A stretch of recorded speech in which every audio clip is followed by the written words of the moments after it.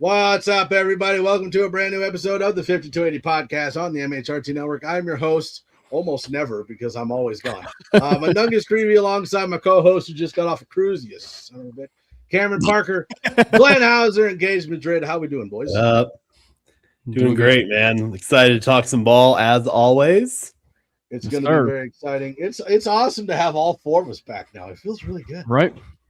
It's rare. Now, with all that being said, make sure you head on over to the MHRT Network YouTube page, hit that like, subscribe, thumbs up, and hit that join button if you would like to. Also, make sure you head on over to Broncos Syndicate, hosted by Gage Madrid, and do the exact same thing. Hit that like, subscribe, thumbs up, and hit that join button. All the options are right there as to what level of member you would like to be. So make sure you do that. Also, with a lot of the things that we are talking about today, you can also go over to Broncos Syndicate, and Gage has done the same thing with his breakdowns on his channel. So make sure you check out both of those. Now, I'm going to take a minute to promote myself because I can. I am currently in a music competition. I have made the second round, and the voting for that begins on May 15th at 9 o'clock Central Time. You can scan that QR code. It'll take you right to the website where you can vote. I would appreciate all the votes you can get. It is a competition for small Christian artists and worship leaders. And you submit a video, and then you watch the video, and then you vote for who you like. And then the top 25 vote getters go to the third round. And then from there, the top 5 are finalists, and they go perform on stage. So I would appreciate all your support. And if you haven't seen Mike play the kazoo, it is something. It is amazing. It is something, man. It's almost as good as me playing music in my armpit. It is. I tell you what. All right. It only slightly sounds like a dying cockroach. Just a little bit. So we're going to start this one off with a little bit of sad news. I'm sure everybody heard. Former Broncos quarterback Craig Morton passed away. I believe it was Friday, at the age of 83. Yeah. He was the first quarterback to start Super Bowls for different teams. So he started in one for the Cowboys and then started in one for the Broncos. So thoughts and prayers go out to his family as they deal with that loss. Got my Craig glass here. Any big stories about Craig Morton you want to share? I will say, if you want to hear a fantastic tribute piece on Craig Morton, Andrew Mason did it yesterday on 104.3 The Fan on Orange and Blue Today on their YouTube channel. Yep. It was fantastic, man. Went in depth on what happened in 1977 with his injuries, kind of the progression in Denver with his career, obviously leading the team to their first Super Bowl, eventually, kind of getting usurped in the lineup there. But it was really a beautiful piece that Mace did. So I would recommend that you go check that out. Well, when Craig came to Denver, I mean, he was in his early 30s at that point, but he moved like he was much older than that. He actually seemed like an older guy, but he developed an immediate connection with Haven Moses. They called it the M&M connection. But this guy just could throw an incredible ball. When you watched him, any of these clips that you watch him and how he stands in the pocket, like just calm as can be, the players didn't even think that he was going to be able to play that final game before against the Raiders in the championship. He was in the hospital all week. When he actually got into the locker room, they said, Steve Foley said he'd never seen anyone so bruised as that. Red Miller actually had to tie his cleats for him. Yet he still played. They made the Super Bowl, changed everything. It changed a lot for Colorado. Just the Broncos making that.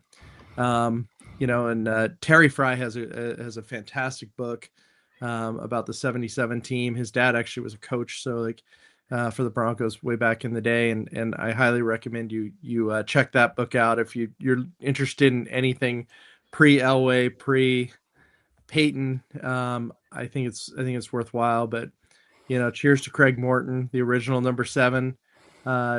Changed a lot, or helped changed a lot for the state and for the state of the Broncos. M&M connection. That's like what my wife and I call it, except he's probably scored more touchdowns than I. All right. With that beautiful mental picture for everyone.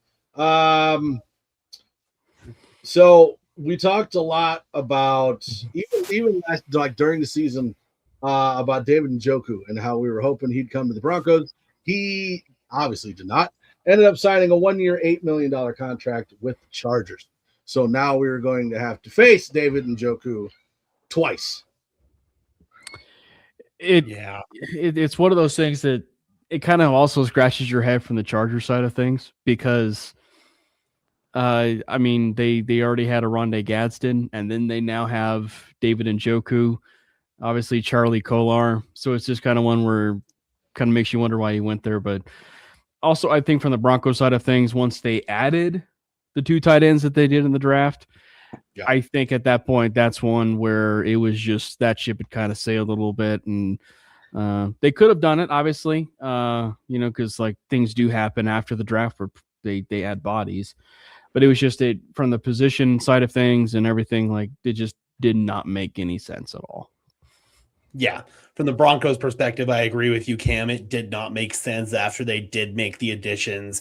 Dallin Bentley is hopefully going to be your future inline tight end. And with the recent development of Caleb Lohner, which we'll probably touch on a little bit later on in the show, that adds to that as well. And then, of course, you got Justin Jolie, who's eventually going to develop into that big slot F tight end for you. So it just didn't make sense after the draft. However, I do think it makes sense from the Chargers' perspective because of the way the wind's blowing in the league right now. A lot of 12 personnel, 13 personnel, 2 tight end sets, 3 tight end sets.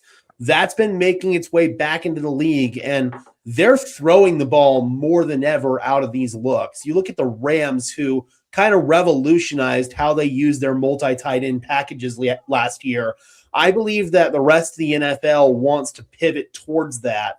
And the Chargers with Charlie Kolar, with David Njoku, with Rondé Gadsden, you kind of have every flavor of tight end there. You've got Charlie Kolar, who's your pure inline blocker. You've got David Njoku, who does a little bit of both. And then you've got Rondé Gadsden, who's just kind of like your pure receiving tight end. So I see the philosophy there. And I also see a way where that same philosophy can be replicated here in Denver. So I'm actually really excited to see how the rest of the league continues to embrace these 2 and 3 tight end sets as we go into the next few years, because the wind blows a different direction almost every single year in the NFL. And last year, it was kind of the beginning of that 2 and 3 tight end revolution from like 10, 15 years ago. Yeah.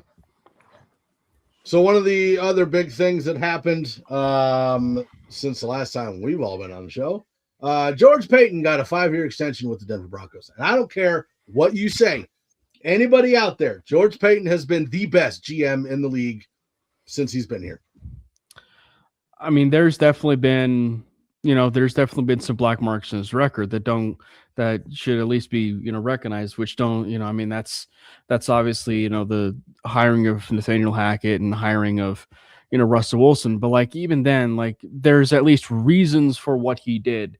I blame the owners for that one. As far as like the Russell Wilson stuff and everything. So like there's reason for going out and trading for it and everything like that. Like as far as like when you look at it from the perspective of, because I'll just paraphrase it this way. I think we forget a little bit at times that there was the Bolin trust there at one point during this. And so that wasn't necessarily ownership. And so in essence, for George Paton to go out and try and make this an attractive situation, he's got to at least do something to make sure that this happens. And then going out and making a big splash for a quarterback who at the time was still a relatively good commodity in Russell Wilson. The trade happened. Unfortunately, it fell flat on his face. And it happened. The Nathaniel thing and the Russ thing, it happened. But I think that if there has been one consistent thing at times, and despite that, even with the lack of draft capital and due to the new coach that's been in here now, it's been the fact that you've drafted these players and now have developed them through the coach that you have hired with this new ownership.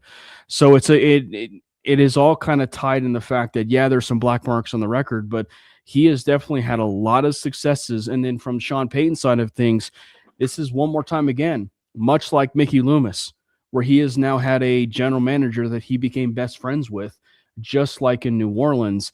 And so it just kind of became a little bit more of a similar type of situation like New Orleans, except for the Broncos aren't exactly in cap hell like the New Orleans Saints.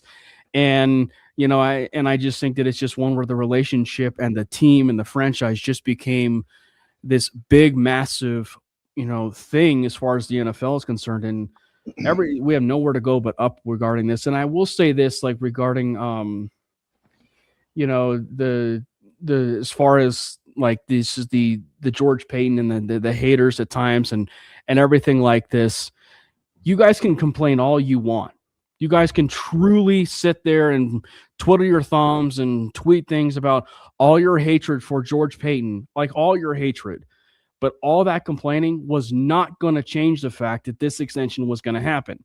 This extension was going to happen whether people like that or not. And so there was probably some stuff percolating with the Minnesota Vikings, but this was going to happen at some point. And the news broke up, obviously, because they respected my vacation schedule. They broke it the day after I got home. I will maybe give you Roseman. Maybe. Oh, I'm going to agree with him on Howie. I'm going to agree with him on Schneider. Schneider pushes it, especially what he's done these last few years. There was a period where Schneider was not really doing a lot of smart stuff, but I think once they moved on from Pete Carroll and he implemented a more modern philosophy, you can definitely put Schneider up there now. Eric DaCosta, I'm starting to get lower and lower on him as the years go on. I'm not going to lie. Les Snead, I agree, but I think he's kind of on that same level as a George Payton. And then Brad Holmes, I completely disagree. I don't think they've done a very good job of maximizing their window. And I think that they've got a real depth problem at a lot of different positions, and that ultimately falls on Brad Holmes. So I will definitely agree with you on Howie Roseman, John Schneider, and to a definite extent, Les Snead. But, I feel like George Payton, those early years of his career, there were a lot of growing pains. There was pressure to find the solution at head coach. There was pressure to find the solution at quarterback. Cam touched on it. The ownership situation was not good. You had the trust running the team in George Payton's first year. And when the new ownership got here in the second year, things had already been implemented, so no change could really be made. You didn't have the blessing from ownership to maybe make some of the moves that you wanted to make. You went out and you traded for Russell Wilson, and then you signed Randy Gregory as a free agent. Those are really the two big blemishes in the early part of George Payton's career. But I went through and analyzed basically every single move in a long video that George Payton made, and his hit rate is in the high 60%. So I'd say that that's pretty damn good, man. That's a really strong hit rate. And even when you look at some of the big moves that he's made since Sean's gotten here, sure, you could say that Sean might have influenced these moves, but ultimately it's George Payton that's got to negotiate the deal. It's George that's got to pull the trigger. So you've got to give him credit where it's due. And the symbiotic relationship between George and Sean, we all thought when Sean was first hired, okay, is George going to be here long term? Are they going to see eye to eye as far as how they want to build the team? Yep. They very much do see eye to eye. They've both made that clear, and the moves that the team makes is very indicative of that. It doesn't seem like George and Sean aren't on the same page very often, and that is a really, really good thing for just team longevity. And that comment you just pulled up, I was actually going to say the same thing. I can't remember one person in Broncos country that wasn't just bursting at the seams when that trade was made. None of us could have expected what happened to happen. But just going to back to George, to survive the trust, to survive a new hire in Sean Payton, one of the other things that he's really put an emphasis on is also keeping the guys that have done well here, showing these players that they're wanted longer than just that first contract. The amount of star players, core players that we have under contract, under their second contracts right now is truly astounding. And I give that credit really to mainly to George. I mean, he does have to get the blessing of ownership to spend the money, and obviously with Sean, and there's a major collaboration going, which is fantastic. But I love the pivot from where Elway would draft a player and you would know that you would have them for a short period of time, with the exception of Von Miller. And then he almost drove him out of there with the way he treated him and disrespected him. But that's those days are over in Broncos country. If you're a player that's new and produces, you stand a very good chance of staying here if you'd like, and if the team would like you, because that's the mindset. And kudos to George. I was happy to hear it. I was not surprised. I mean, we all knew that there was no way that they were going to be let go, but it looks like the Vikings are sniffing around one of our front office guys, the assistant GM, Burkhart. So we'll see if he gets the hire. I would think that he probably will, just because he was with the Vikings for 13 years prior to coming to Denver. So we'll see what happens. But congratulations to George. Don't spend it all on one place. Speaking of George, it makes you wonder if maybe there was some blessing, when. Because like there was some stuff, maybe because that was like the rumor, right? Like there was some stuff with George and Minnesota this year of the GM job. So maybe it probably shows that maybe there is maybe some small legs with it, as far as the George Payne stuff. And then in these conversations, George was like, no, I'm not going to go make a actual lateral move from general manager to general manager back to Minnesota. But we do have some really good qualified candidates over in our building that if you really wanted to, go interview a few people, and I'm sure that this Burkhart guy, who obviously has the experience with the Vikings, was one where it's like, oh, wow, we might actually take you up on that. Yep. Yeah. And with the financial backing of our ownership, they were not going to let George out the building. And from day one, George implemented the philosophy of draft, develop, and retain. And you're not going to have a 100% success rate when you do that. That's why you got to supplement it via trades and free agency. And it feels like ever since the ownership stabilized, George has been given freedom to do just that. And the draft and development side has really been apparent in the trenches. Look at our offensive line right now. It is too deep at basically every position. There are a couple of positions where it's even 3 deep. That just goes to show that this team prioritizes short-term and long-term depth. There are teams out there and there are GMs out there that make these splash moves that make sure that every starting position is covered. But what happens when the inevitable injury happens? You're fucked because you don't have adequate depth. The Broncos recognize that from day one, and I think that is the number one reason why the team was so desperate to retain George Payton, because he prioritizes the most important thing to a winning football team, and that is depth, especially in the trenches. Well, and obviously too, if you even go to another example, it's a position that he gets clowned for. And granted, there's moments where you do laugh yourself a little bit. But corner, he loves cornerback. But cornerback is another one of those positions where he's really invested with this team, and you can clearly see how much that has grown, right?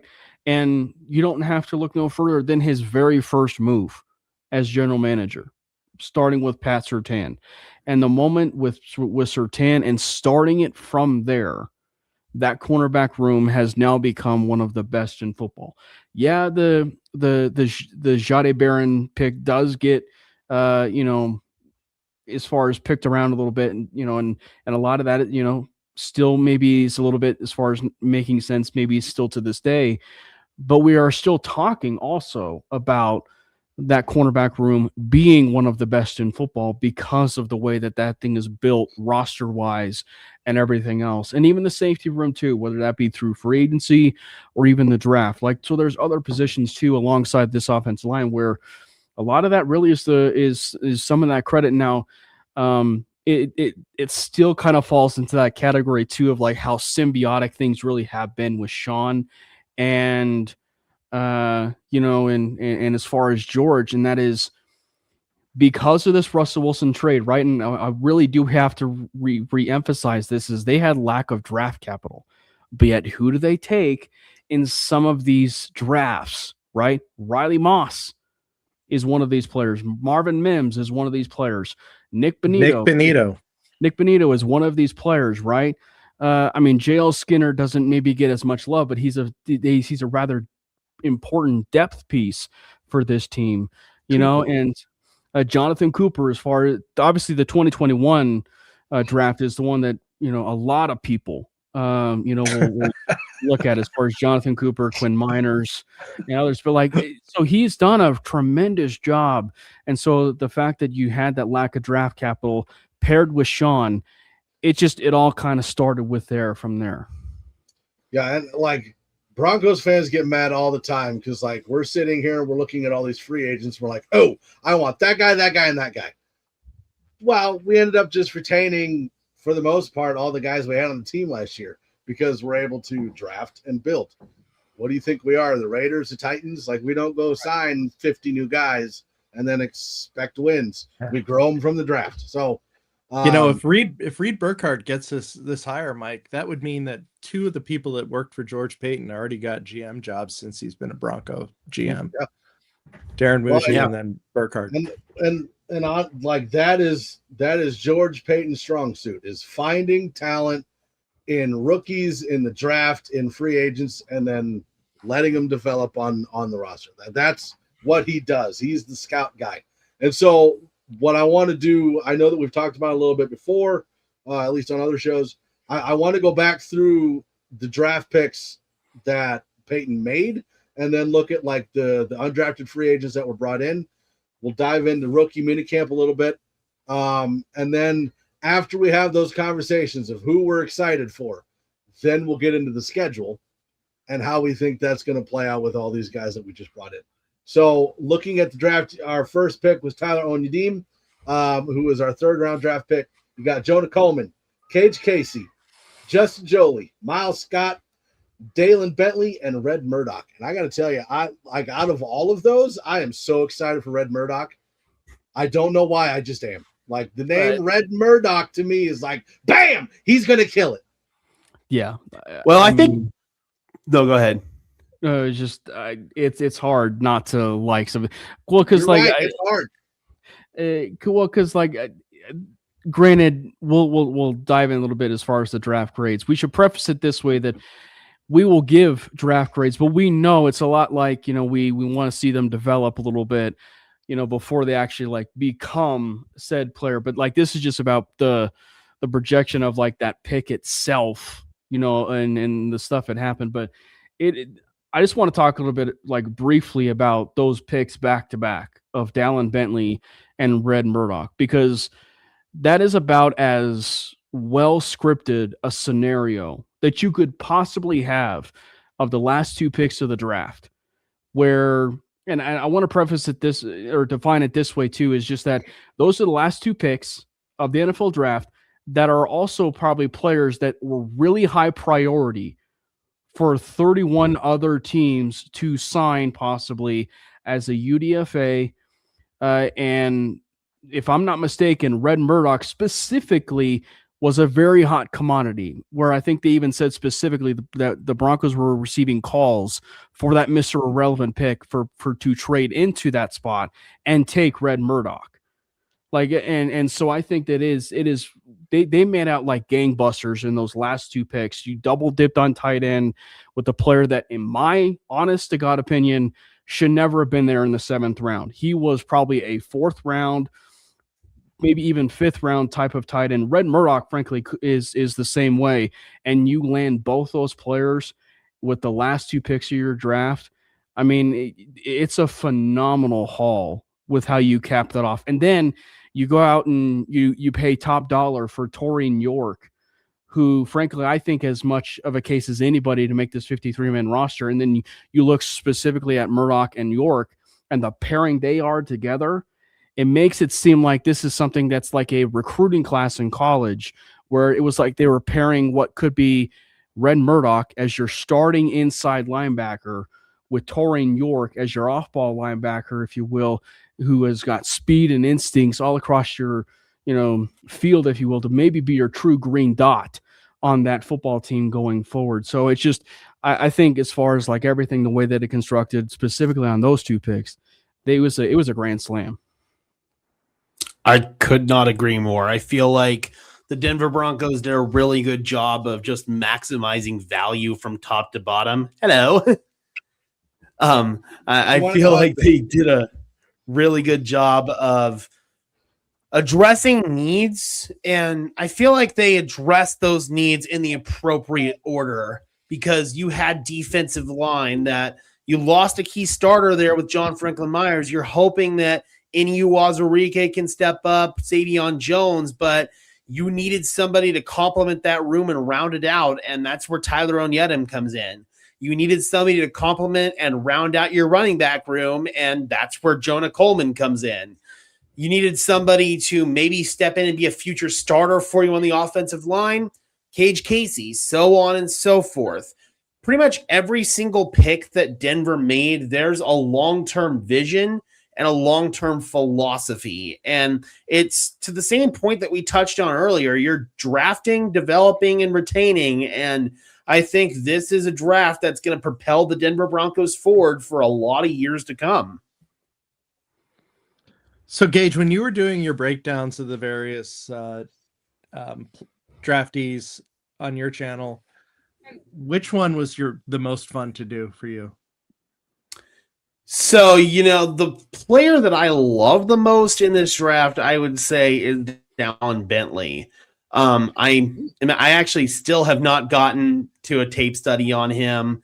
We're in the process of moving right now, so it's just kind of a big chaotic mess.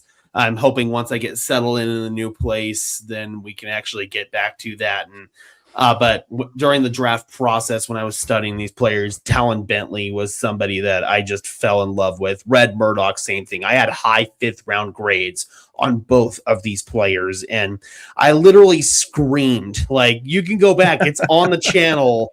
When they drafted both of them back to back, I literally screamed. And I said that these were basically the top picks of undrafted free agency. Like, you got the number 1 and number 2 overall pick of undrafted free agency, if you will. And it just was a really, really great way to cap off that draft. And, Gage Casey, I think that he is technically a really, really sound player. And I think that he's got potential to develop into at least a prominent level starter for you as an interior guy. Most likely he's your future starting left guard. So there's just a lot to really like about this draft. Yeah. Are we looking for these tight ends? Are we looking like a future number 1 to replace Evan Ingram, or are we looking more like guys to replace Troutman? Actually, for me, I think you are looking at possibly something that's a 1 and 2 situation between Bentley and Jolie.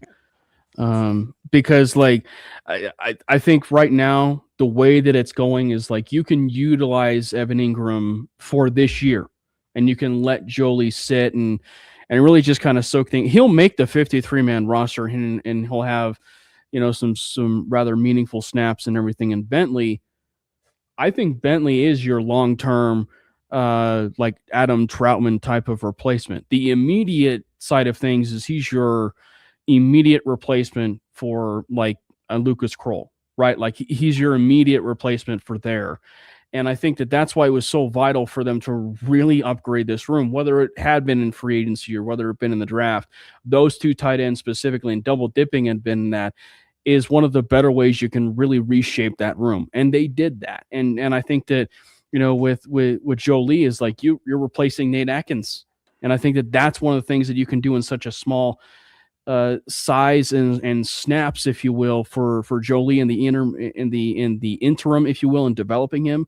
You can use him in a lot of versatile ways out of the backfield as a fullback, or you can utilize him in a lot of those different ways. And he's going to be a really, reliable target. That is one of the best things that Jolie has is his hands.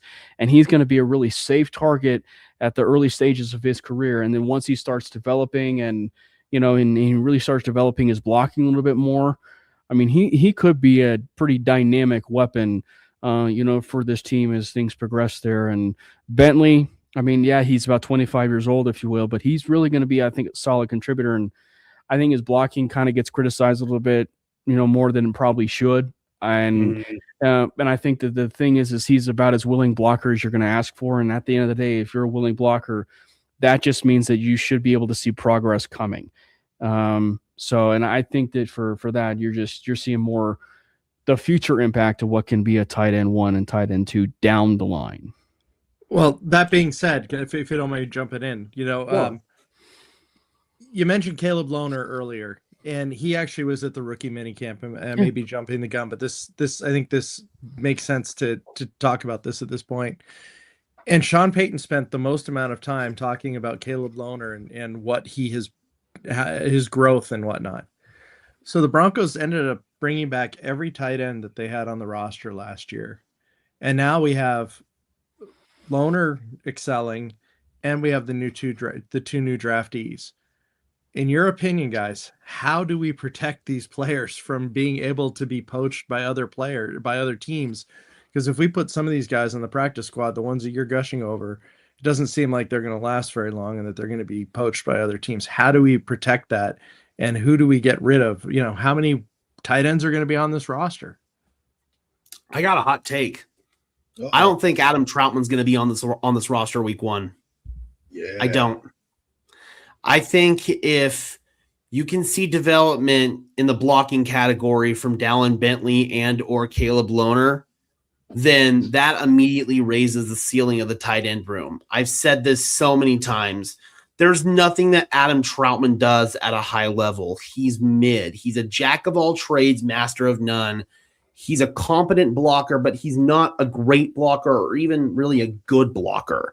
He's an okay-ish receiving tight end. Like, he can run some of the basic routes for you, but he's slow as shit. So I just feel like if one of these young guys can showcase that they're maybe just a level below Adam Troutman, but their ceiling is 2 or 3 levels above Adam Troutman, I think you go ahead and try to develop that right now.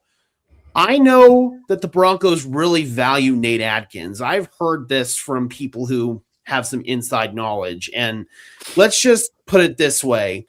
The odds of Nate Adkins not making this team are pretty low because they covet what he brings as a blocker so much. They view him as the best blocking option on this team. So I think that Adkins is going to be on this team. And you look at who does that not leave room for, Adam Troutman might be your best candidate if you can get development from one of the 2 inline guys. Otherwise, then I would say that Caleb Lohner's probably not going to make it, and you carry 4 to 5 tight ends on 53. I have him at 4 tight ends right now. But it's just one where I have Troutman making it, but it's just I don't have Atkins and Kroll making it. I just don't, because in my opinion, if they really did value Nate Atkins that much, they would have given him Adam Troutman's deal. Sure. And they didn't. They valued Adam Troutman and they gave him a surprising 3-year deal. And so it's really hard for me to see them moving off of that with the worth of that deal that they gave him. 18 million, right? Yeah. And so you see Atkins and you see the deal that Lucas Kroll made, which is pennies, millions of dollars, like a million, as far as like $1 million, if you will. And obviously that's not just them. Obviously there were like millions of other players on this team who signed deals in this offseason that just were basically 1 million, for about a year, if you will. And so those are types of players that are really easy to replace.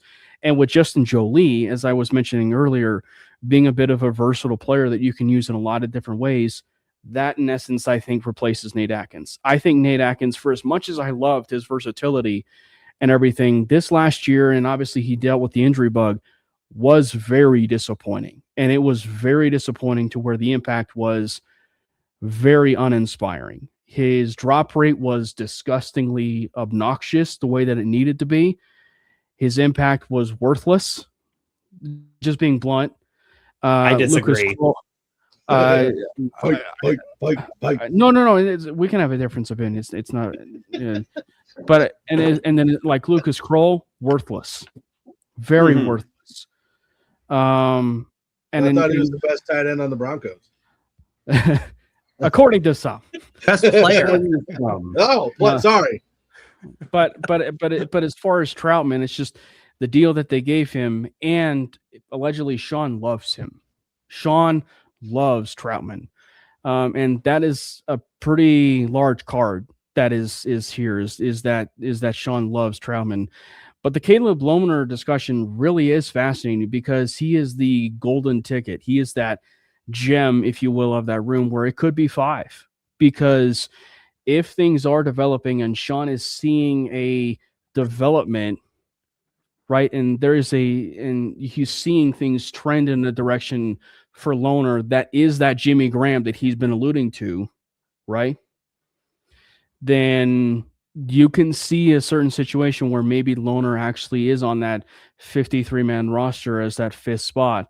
But we've seen too often, too, of players that really have increased their value and they trade them. I'm not saying that could be Lohner, but it just could be any of these guys where, or any of the guys that's not the two tight ends that they drafted, where they bring out that value and then they trade them. Mm-hmm. So, but Lohner is a golden ticket. Like as far as like him developing and everything and developing that blocking and that size that he has, it could be 6'7", 256. He is massive. So, so if you were to ask me right now, the 4 tight ends that they carry, it's Evan Ingram, Adam Troutman, Dallin Bentley, and Justin Jolie. And then Caleb Lohner I have on the practice squad right now.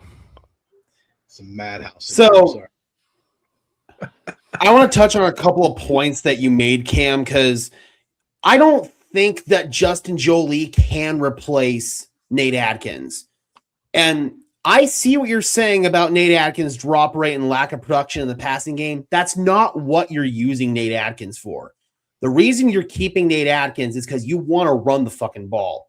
You want to pound the rock. And Nate Adkins can get down and dirty in the blocking game. And that's where they covet and value him. So I think that the versatility that Justin Jolie brings is its own separate conversation. I don't necessarily see it as pertinent to the Nate Adkins discussion. And additionally, I just feel like if you are going to trade one of your tight ends, I think Adam Troutman could actually net you the best compensation.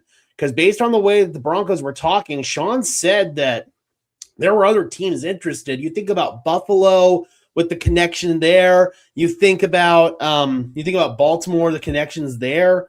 Those are 2 teams that I immediately think of that could be interested in Adam Troutman and could be willing to give you draft capital for Adam Troutman under that 3-year guaranteed deal. So I just feel like if you see significant strides in development from guys like Caleb Lohner and Dallin Bentley, then it's just hard to see a guy like Adam Troutman, whose ceiling is so low, making this team when you have 2 guys who potentially have a higher ceiling as an inline wide tight end. But I also understand the angle of Sean loving Adam. I get it. I mean, he traded for him. He brought him here in the first place and retained him on the deal. But I don't think that they expected to come away with Dallin Bentley and Justin Jolie in the draft either.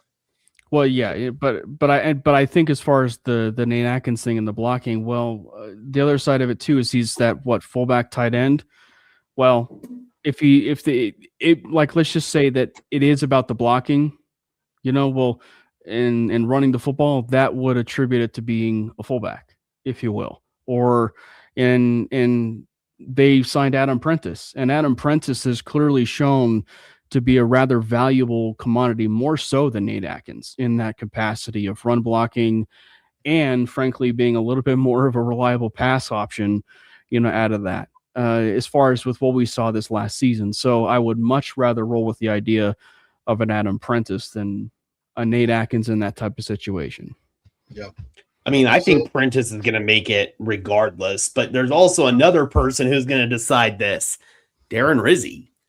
Who does he covet on his special teams unit? I already know Adam Prentice is very much in that mold. Where does Nate Atkins factor into things? Because I don't think they want to lose a coveted special teams player. You could definitely do the on and off the active roster via the practice squad dance. I could see that with a guy like Nate Atkins. I could also see that with a guy like maybe Caleb Lohner, but you got to at least have some level of confidence that some other team's not going to poach one of them. Yeah. Right. And Lohner had opportunities to go to other teams last year, and he decided to stay with the Broncos. So you just wonder what type of behind the scenes promises, deals, comments have been made to give him any sort of assurances that he could grow as a player here. He did pass through waivers when the cut deadline happened last year, though. So that does give me some confidence that maybe he'd be able to pass through again. And maybe Sean's pumping him up a little bit. Maybe he's a trade candidate. Who knows? Yeah, he could be. Yeah, very, very easily could be. We talk all these rookies, and we just had rookie minicamp. Now, obviously, we're not reading a whole lot into rookie minicamp. All that stuff is we're saving for training camp because that's when all the big stuff happens. But when you look at rookie minicamp, was there anybody that surprised you? Was there anyone that disappointed you as far as what you were expecting to see? Not necessarily. I mean, I one thing I will give credit for on the DNVR, because I was listening to them, I believe it was today, when they were talking about the rookie minicamp, is it's more your introduction to them. Yeah. Like, and that's kind of just it. But I mean, like it's one where you just kind of file away like, oh, this guy made a really good play, or this guy, had a really good opportunity that he made. But like, clearly from everything that you're hearing is Jonah Coleman looks the part. I mean, he looks the part. And as far as, some of the others, Gage Casey, it sounds like he's been pretty solid as far as that rookie mini camp. And Justin Jolie has been actually pretty solid, if you will, as far as like, the initial stuff. And frankly, there was really one player that was maybe an undrafted free agent, that maybe did something, and it was Dane Key. But, fair. But it was probably Dane Key, and that's just because it wasn't just one person that mentioned it. It was another person that mentioned it, that he made a really nice over the shoulder grab in rookie minicamp. So you do want to kind of file that one away. And obviously he's the brother of Devon Key, who's the safety here in Denver. So it's just more of like your introduction on people like that, as far as like, so it isn't really something where you're kind of like filing away of like, oh, maybe this is something that he will in fact be something. No, It's just where you're like introduction of it. Yeah, and I don't mean to cut anybody off, but didn't the Broncos bring in like Kurt Warner's son and try him out or something? Did he end up sticking here or no? He did not. No. But he compared him to Chase Daniel. Yay. He did. All right. So speaking of quarterbacks, we're going to get into this. Bo Nix had that second surgery on his ankle, but from all accounts, that was, at least from what they said, that was planned, and it looks like he'll be back to 100% for training camp. My question is Denver actively looking for someone to back him up? Because I am not confident at all in Stidham or Ellinger, and as much as I hope that nothing happens, if Bo Nix does get injured, I am terrified that we're going to see Stidham in the AFC Championship again. We as fans and media may not have confidence in Jarrett Stidham. The team clearly does. Otherwise, a move would have already been made. Mm-hmm. They believe that the performance of Jarrett Stidham in the AFC Championship game was nothing but a fluke. They believe that he's got the ability to lead this offense at a high enough level to keep this team afloat if Bo goes down. Do I agree with them? No. I don't, because we've seen Jarrett Stidham play. We've seen him make boneheaded plays under pressure. We've seen him commit stupid turnovers. So I don't agree with the philosophy, but a move would have already been made. I want to say this. I'm still seeing people in Broncos country talk about Aaron Rodgers. You cannot associate Aaron Rodgers with being a backup quarterback. You just cannot do it. Aaron Rodgers, if he is signing with the team, he is signing to be the 100% unquestioned starter. If there is a micro chance that he gets benched, then he's not going to sign with you. In fact, I think that might be holding things up in Pittsburgh right now, because there might be a chance that ownership at some point in the season would want to see Drew Aller and or Will Howard, one of the two young quarterbacks that they have on the roster. That, along with finances and some other stuff, could be holding things up for Rodgers. I understand the appeal, but Rodgers will never, ever, ever, ever, ever, ever, ever be a backup quarterback. Never. Yeah. This is Bo Nix's team. Send him out to Cleveland. They'll take anybody. Honestly, I think Arizona could be an option for him. Go reunite with Nathaniel Hackett. Yeah. Wait, isn't he in Pittsburgh now? No, he's in the city of Pittsburgh, but apparently he has not met with the Steelers yet. That's the latest report. He's in town, but he hasn't met with the team. Is anybody else not surprised that, like, that's a Hackett thing? Like, if something goes wrong, no matter what it is, Hackett did it. It's Aaron Rodgers' world, and we're all living in it. That's kind of just. But Hackett's with the Dolphins, isn't he? He is. No, he's in Arizona. Actually, he's their OC. Arizona. Yeah. Oh, he went to Arizona. No, Aaron Rodgers is the one hanging out in Pittsburgh, apparently. Right. Yeah, Aaron Rodgers is. Okay, Aaron Rodgers, because I thought that Pittsburgh was trying to bring in Hackett to entice Rodgers to come back to Pittsburgh. Am I just way behind, or am I off? That's off, because Hackett is the OC in Arizona under Mike LaFleur. Yeah. Okay. And there were some rumblings about Rodgers maybe going to Arizona because of Hackett, and also because it's close to California where he's from. Maybe that's where I'm getting that from. Spoiler alert: bringing in Nathaniel Hackett does not guarantee you Aaron Rodgers. Spoiler alert: we found that one out the hard way. Spoiler alert: Arizona's going to win like 2 games. Just throwing that out there. Like Nathaniel Hackett. I will say this though, people do have a tendency to troll on the timeline.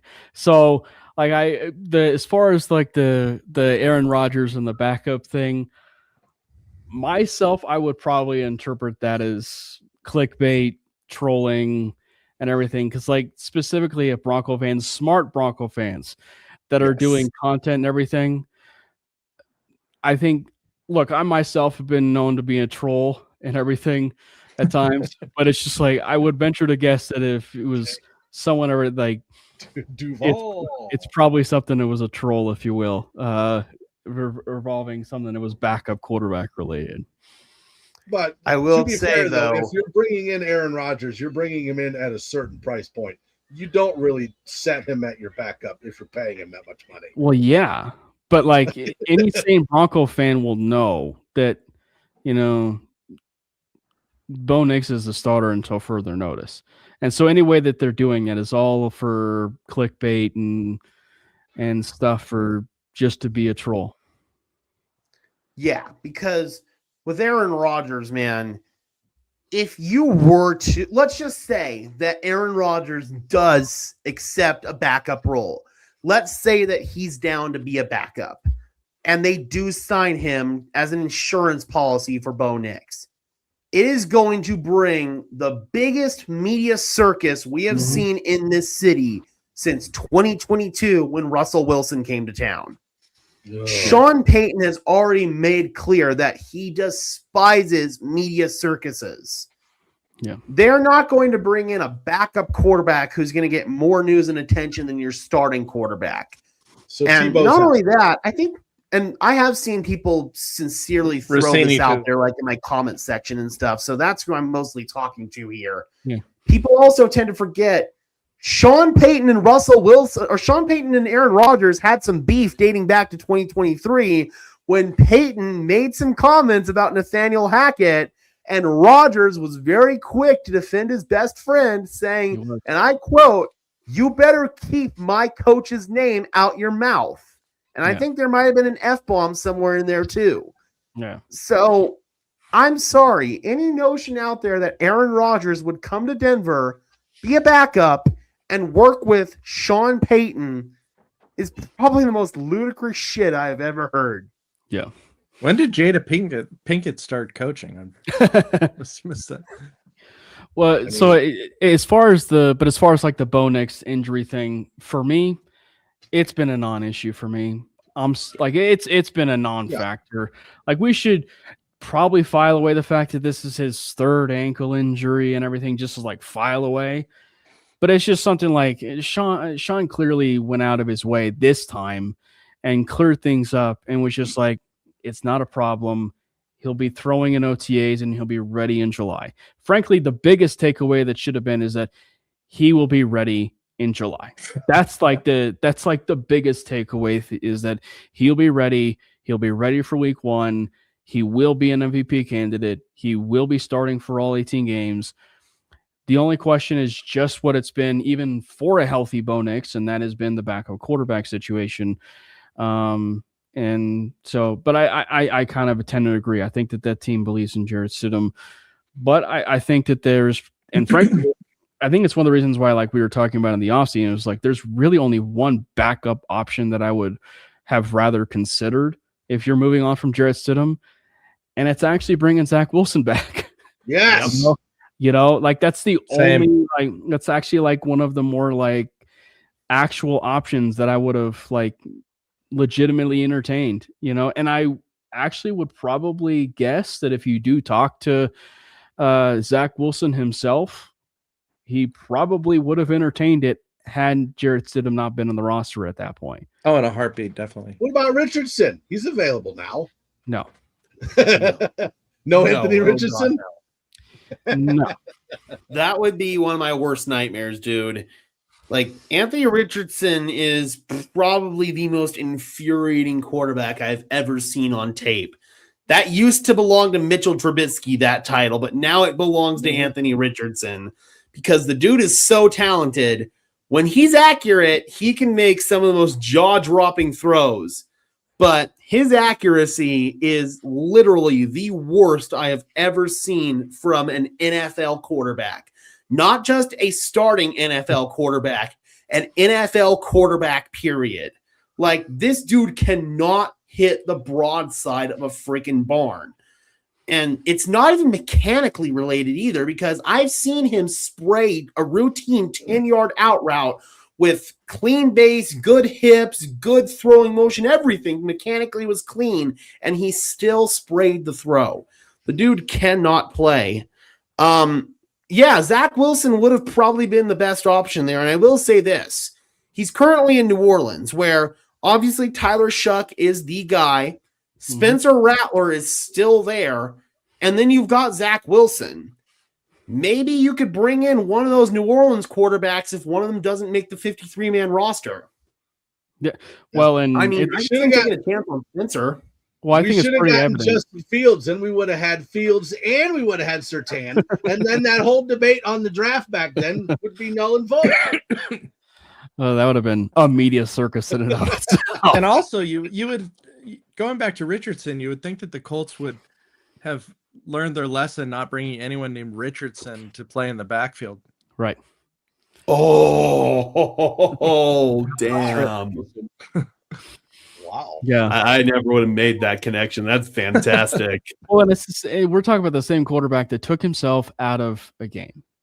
Yeah. You know, like, you know, and so, look, I've made my peace with the whole. I've made my peace with the whole Paxton Lynch thing, and I'm going to be owning it up every single time that moment comes. But I have never seen a bigger bust at quarterback since Paxton Lynch than Anthony Richardson, and I've made that known multiple times on this show. When you take yourself out of a game and you're clearly showing yourself to be very disinterested, yeah, you don't belong in the NFL, period. I'm sorry. He could have said anything, but I'm tired. Like, anything but that. Yeah.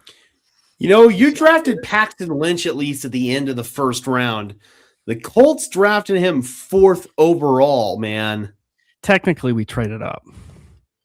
Still, though, we didn't burn a top 5 pick on him. Technically, we in a still traded really good draft.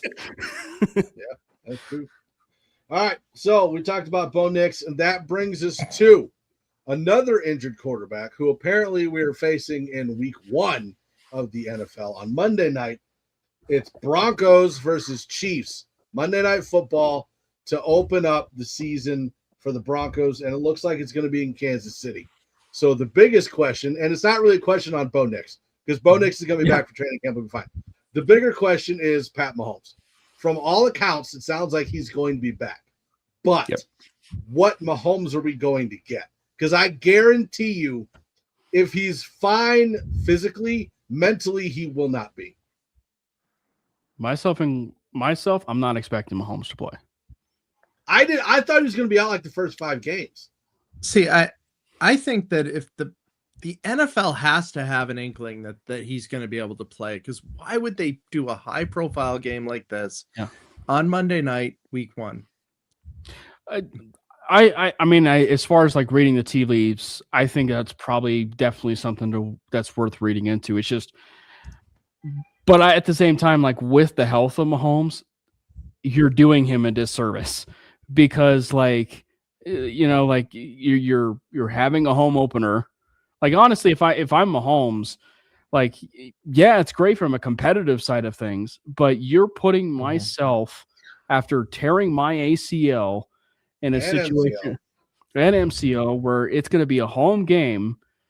You know, it's week 1. You're basically putting me up against the best team defensively of not just in division, but the entire NFL, where everyone and their mother will be fresh. Jonathan Cooper, Nick Bonito, who knows what other new additions at that point the Broncos are going to have on that defense.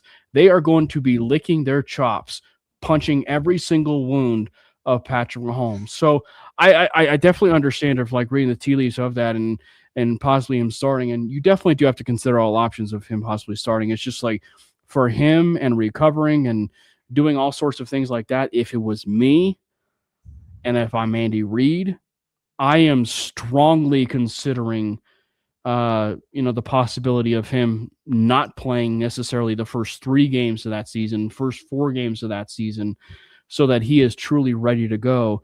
But yeah, no, you're right, Glenn. You do make the really good point of like the NFL, they're very well known for being script writers. And if they're scheduling something as far as like him at home, maybe there is something there that as far as him. But as far as if I'm Mahomes himself, personally, I would be pretty ticked. Yeah, and sorry, Gage, to cut you off. But there was one thing I did want to say, and with the Broncos and Chiefs came as the season opener. Even when the Chiefs were in their, let's call it their prime, right, where they're winning Super Bowls, they're going to AFC championships every single year. It still took them until about game 7 before they'd figure it out. And now you've got Patrick Mahomes coming off of an ACL tear, an MCL tear. They still have a huge question at right tackle. You just got rid of Trent McDuffie, who's one of the best cornerbacks in the league. And I don't care what rookie you put in there to replace him. He's not at Trent McDuffie's level. He's not. So you got a secondary that's questionable. You've got a rookie at defensive tackle who, again, is a rookie. They're going to need time to figure it out. This is not the best Chiefs team that we're going to see or that we have seen, right? Like, even if it's going to take them, even if they figure it out, it's going to take them time to figure it out. So this is not the time to put Mahomes in there to get murdered against the best or the second best defense in the league that is now retooled to be better than it was last year. So for me, I don't care whether it's in Denver. I don't care whether it's in Kansas City. I don't care. Whether Mahomes plays or Mahomes doesn't play, I don't think it matters. If you play him, he's going to get hurt. If you don't, that quarterback's going to get hurt. They're going to get blown up the entire game. So for me, you'll sit Mahomes, let the rookies figure it out, let the team chemistry build, and then you bring him back in. But either way, I think this is going to be just a slugfest where Cooper's teeing off, Benito's teeing off, Zach Allen's teeing off. I mean, Malcolm Roach is pushing in the middle. DJ Jones is firing up the middle. This is going to be a slaughter of the Kansas City quarterback, whoever it is. So, Patrick Mahomes, is he going to play? Yes, I think he is, because you see how competitive he is. If you watch that Netflix documentary, he suffered a knee injury in whatever playoffs they were covering that year. I think it was the year they won the Super Bowl against Philly. And he injured his knee in that wild card game, and they want him to go back and get it looked at. He basically cussed out Andy Reid and Eric Bieniemy and was like, no, like he threw a tantrum basically, and they still made him go back there and get it looked at. So if they feel like he's at risk by playing week 1, they're not going to put him out there. I'm very confident in that. I know that the Chiefs are a smart organization, but I do expect him to be out there. I think that they're going to feel he's able to protect himself, get the ball out quick enough to negate the pass rush, all of that good stuff. But the mobility is not going to be the same. That is 100% guaranteed. He's not going to be able to escape the pocket as easily. And that's all going to take time to recover. If it were up to me, yeah, I'd probably sit him the first 3 weeks. But I'm operating under the assumption that he's going to be out there until he's on the inactive list. And I think the league is as well, because if you really felt like Justin Fields was going to be the starter, you wouldn't have put it against the Broncos week 1 on prime time, man. That just would have been a really, really bad look for the league, because it's probably going to be a blowout. Justin Fields looked like trash against the Broncos defense the last time that he played against them in that game against the Jets. So I just feel like Mahomes is going to be out there. Is he going to be 100%? No. And that's great for the Broncos, because the pass rush should be able to take advantage of that. We already touched on their offensive line. Their backup, their right tackle situation is not good. Their overall depth on the offensive line is just not good. They've got Jalen Moore there who's going to step in and hopefully provide some stability at right tackle, but I don't think that he's going to. Then you've got a young secondary where they basically replaced 3 out of the 5 starters back there. And young secondaries take time to gel, man. There's probably going to be some miscommunications. There's going to be some bust in coverage. And I expect Denver's passing game to be able to take advantage of that. Jalen Waddle, Cortland Sutton, Troy Franklin, Evan Ingram, even some of the young cats, I believe they're all going to feast. I could even see a couple of deep bombs to Marvin Mims in this one, because this Chiefs secondary is not going to have that level of communication that they need to be a sound unit, probably until halfway through the season at least. Yeah. So it's good news for Denver. And again, it just goes back to the conversation of it's just not a good roster. Like it's just not a good roster at all. And, you know, great, just signed Kenneth Walker, but it is such an inexcusable to run behind who? But it was such an inexcusable like use of resources.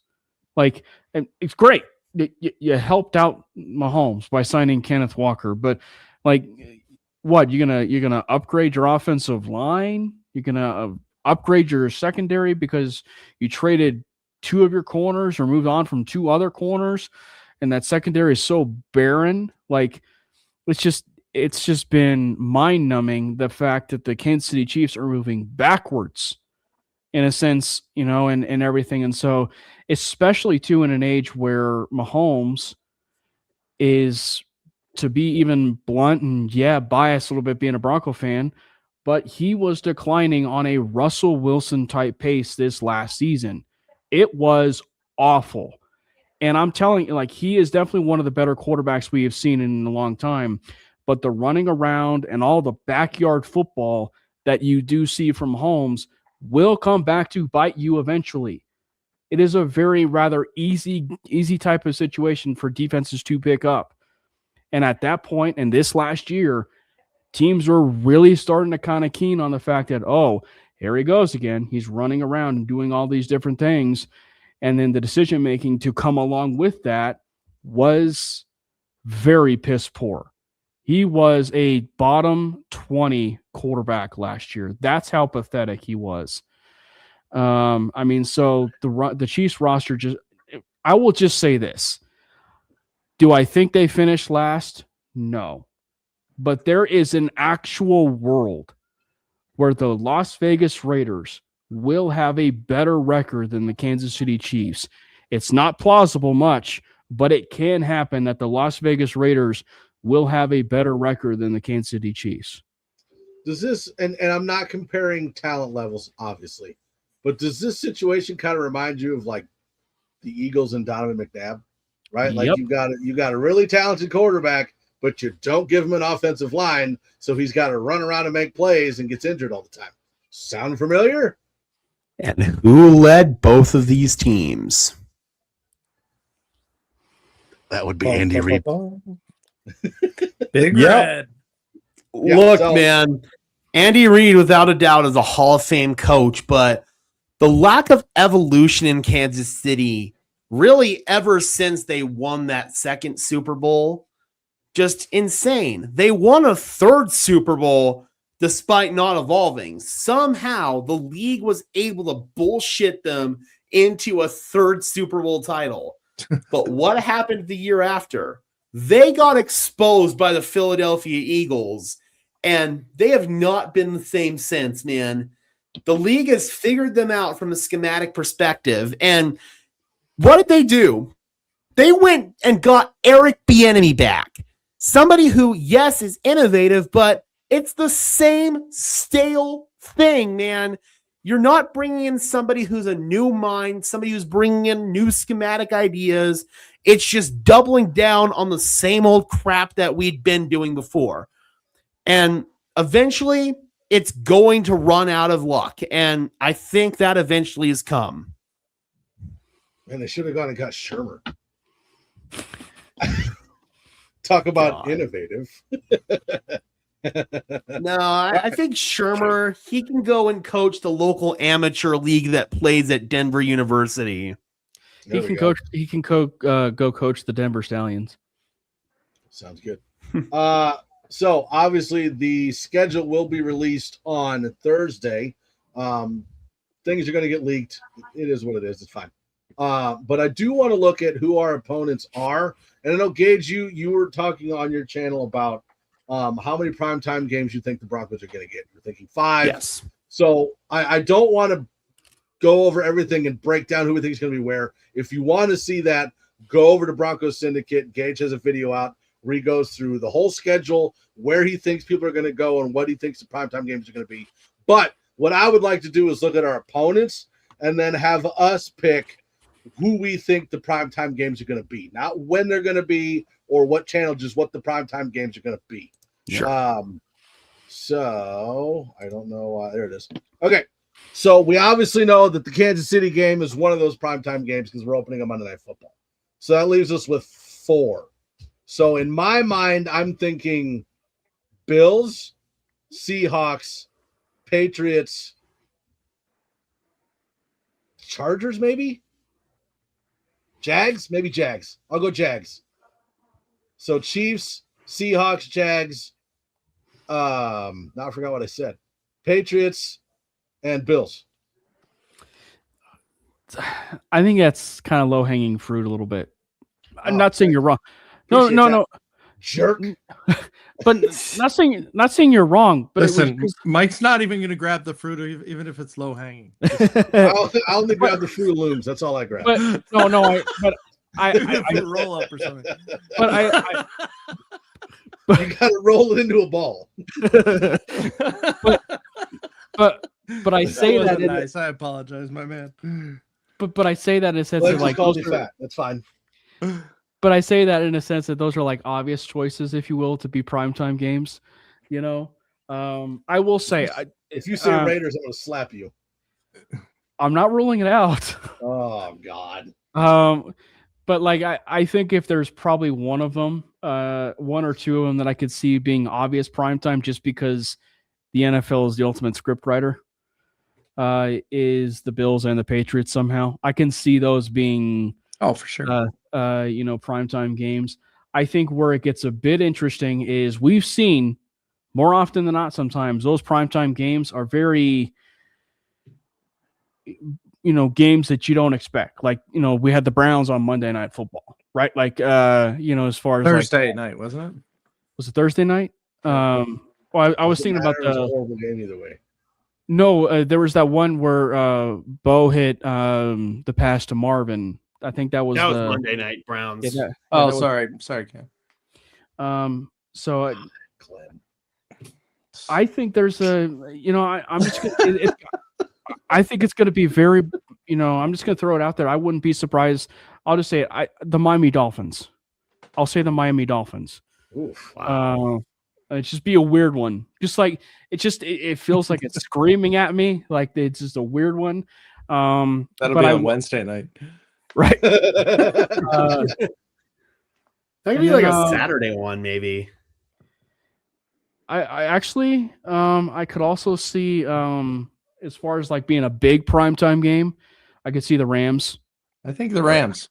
Yeah, we don't play the Bengals. A lot of people think that it's going to be a Broncos-Rams Super Bowl. I think that the networks are going to be all over that. I probably do think that they could be like another divisional, and I think that's why I'm thinking Raiders. It's like saying the Jets.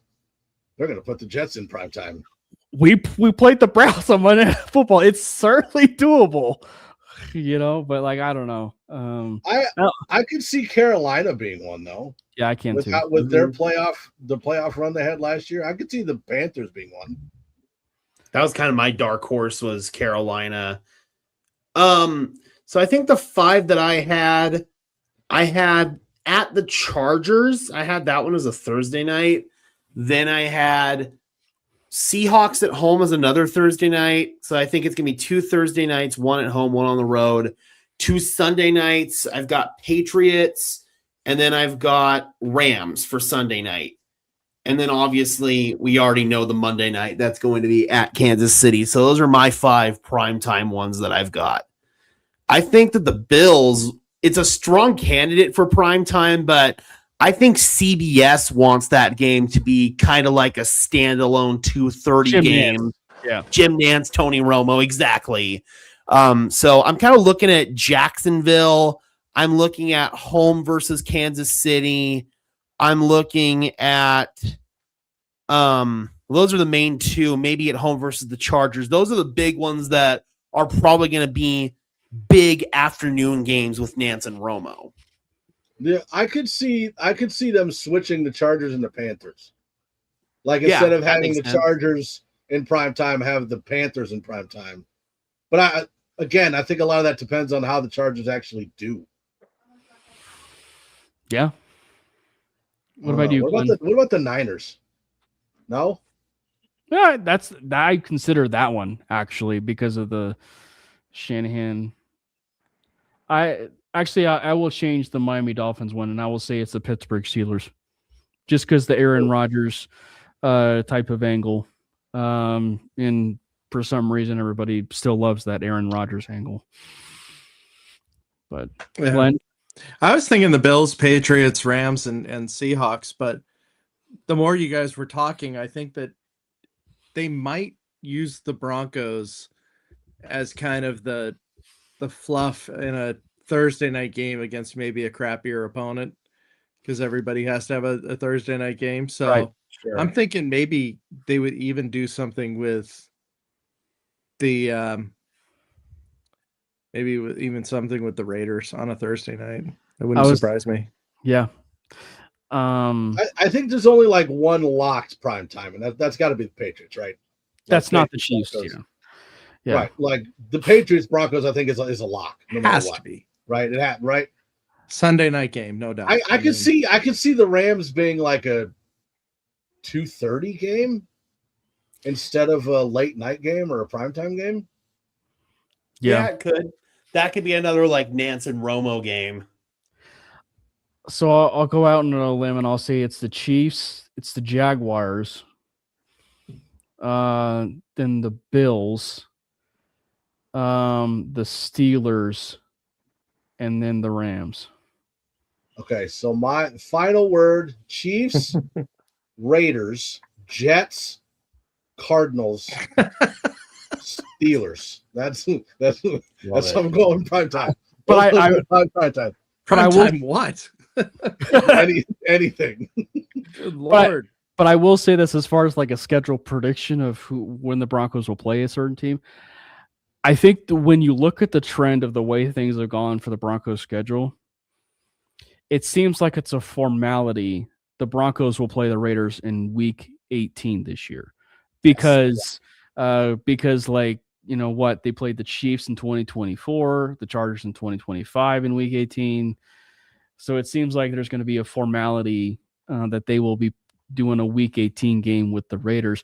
I will say this. I have a certain request. I did tweet it today, but I hope this is one of those years where we do play. So obviously we're playing the Kansas City Chiefs week 1. I'm hoping that we can play the Chiefs or the Chargers twice, get them done before the bye week. Just have those games done before the bye week so that we've got nothing to worry about on that. And that those games are done. Because frankly, it's been a little bit of a minute where they've actually done that, where you've played both your divisional games before the bye.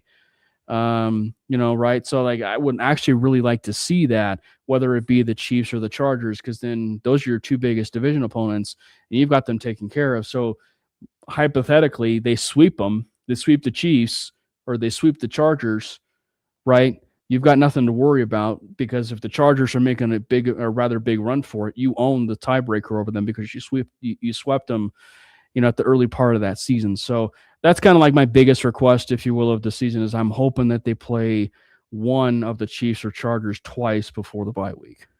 Well, and Gage, one of the things from your video that I did want to bring up was so the Broncos play the Chiefs in the first week, and then you have them playing again week 17.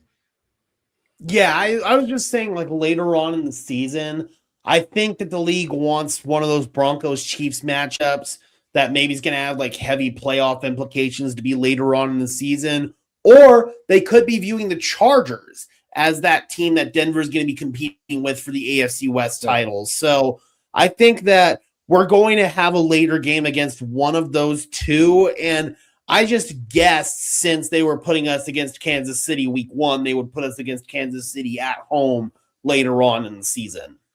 So who do you guys think will be the home opener? And will it be in week 2? Okay, well, yes. Okay.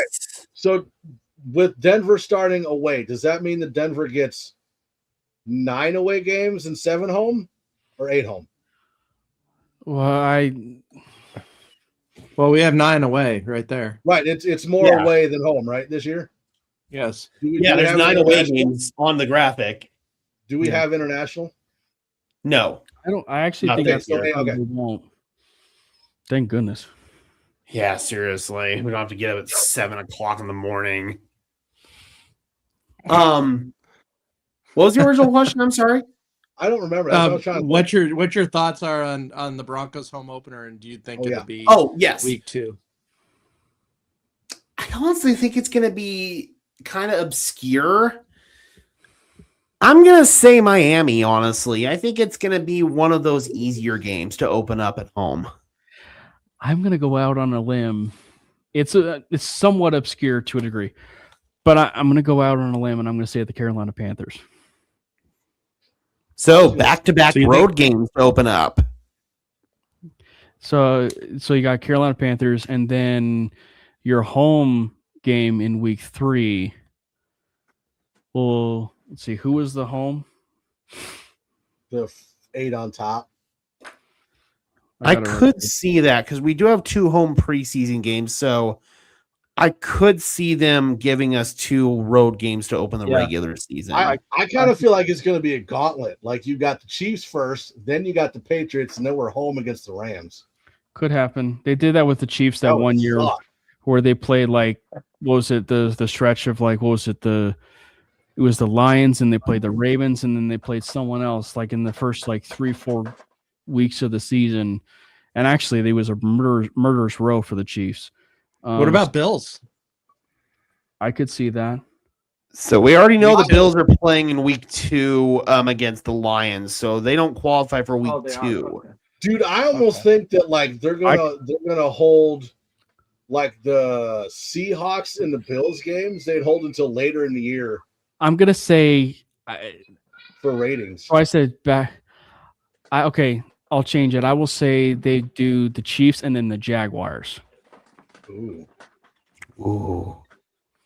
I could see Jacksonville early in the season. I could definitely see that. Dude, watch it. Watch it. The first 3 games for the Broncos are going to be Chiefs, Bills. We're going to play the Chiefs back to back. Have they ever done that? One away, one home. Have you guys thought about what game you want to come out for this year? Whichever one is the home opener. Home opener, yeah. Okay, you guys going to do the home opener? Yeah, that was a lot of fun. Sweet. All right. So I think that's going to do it. And again, I want to remind everybody 2 things. One, whatever your thoughts are on what primetime games the Broncos are going to get, go ahead and go down into the comments of the video and go ahead on the MHRT Network and on Broncos Syndicate. Go into the comments and put your thoughts in there. Also, if you want a more detailed breakdown of how they think the season's going to go over to Broncos Syndicate and watch Gage's last video breaking down where he thinks the primetime games are going to be and what channel they might be on, what time they might be on. So make sure you check that out. We want to thank everybody for joining us on the show tonight. It's always fun when the 4 of us can be on the show together. There was a lot of stuff we needed to talk about. I think we covered it all. So make sure you head on over to the MHRT Network, hit that like, subscribe, thumbs up, and join. Also, make sure you head on over to Broncos Syndicate and do the same. Hit that like, subscribe, thumbs up, and join. And there's different levels of membership that you can pick that gives you different perks for each. We love the Broncos. We love Broncos country. We will see you guys